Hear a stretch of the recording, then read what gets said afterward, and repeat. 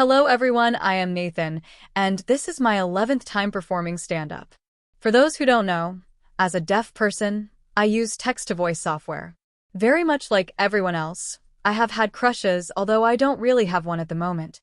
But it seems like every time I have one, something crazy is always happening. During my freshman year of high school, there was a girl, I'll call her M or whatever, who was in science class. The only thing I remember about that class is my crush on M.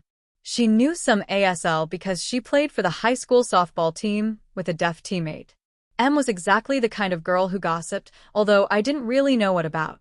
It was easy to tell because she made a specific face, demonstrating. One day, the only other deaf classmate, Matthew, and I were sitting when M came in late.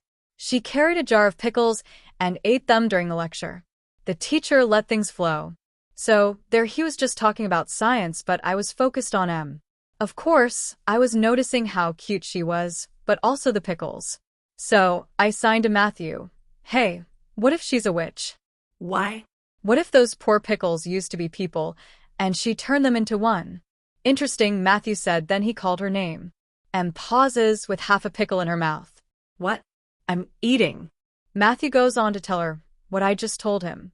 She looks at me angrily, her nose scrunching, and points at me with the half pickle. You are next. I never told M that I liked her. I never tried to ask her out. That was normal for me with crushes, preferring to keep it to myself. However, there was one crush that came the closest. Senior year of high school was challenging because I took IB classes to prove that I could handle the workload. There was a girl I'll call Kate. She was a popular cheerleader who was also smart, the prototypical 1980s misfit, and the hottie movie plot half-formed. We were in English, and one day Kate read a poem to the class about how she struggled to keep up with the workload.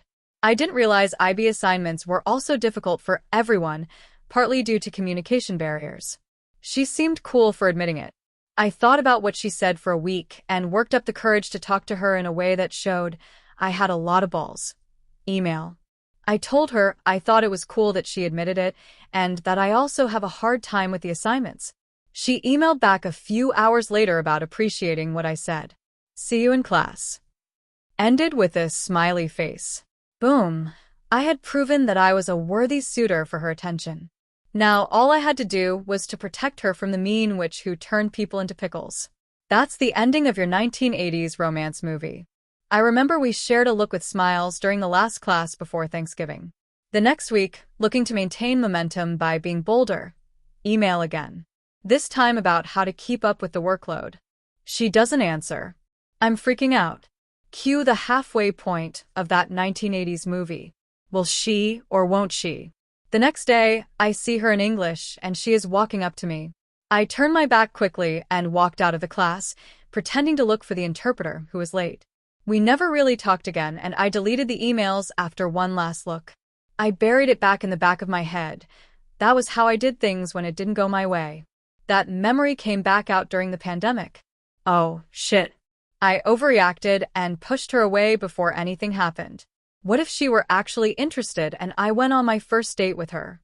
What if we entered a relationship and I made many good memories with her? What if I were the villain of my own movie? What if I'm worse than the pickle witch? Eventually, I accepted it, and that regret produced many more beautiful pickles. I wouldn't have been compelled to be bolder, joining clubs and sneaking into parties in college, pushing myself to make new friends who encouraged me to be myself. I did go on a date or two before realizing I needed to work on expanding my comfort zone first, before jumping into dating. Most importantly, I probably won't be doing stand-up without running away from Kate. Turns out that memory is a witch who turns other memories into a witch if you follow my metaphor. Thank you for watching.